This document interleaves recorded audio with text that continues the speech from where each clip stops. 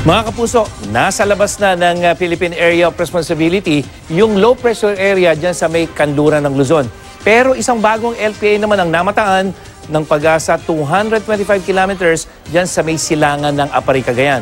At sa wind forecast map ng Metro Weather ay tatawirin nitong low pressure area sa may silangan ng Luzon yung extreme northern Luzon.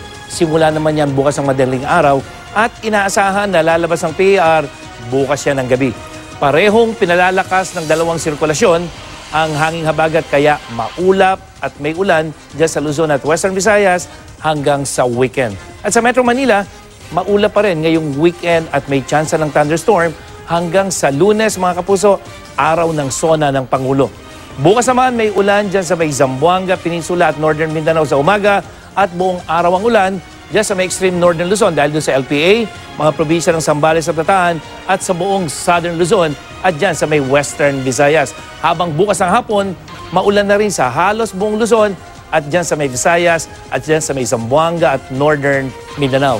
Sa linggo, maayos ang panahon sa halos malaking bahagi ng Mindanao sa umaga pero may maghapong ulan ka naman dyan sa may Central at Southern Luzon kasama na ang Western at Eastern Visayas. At sa linggo ng hapon, maulan na rin sa halos buong Luzon at Visayas at dyan sa Mindanao, sa may Sulu Archipelago, Zamboanga at dyan sa may Soc-Sargen Region. Yan ang latest mula sa GMA Weather. Ako po si Nathaniel Cruz. Magplano para sigurado. I am ready. Serbisyong totoo ng GMA News.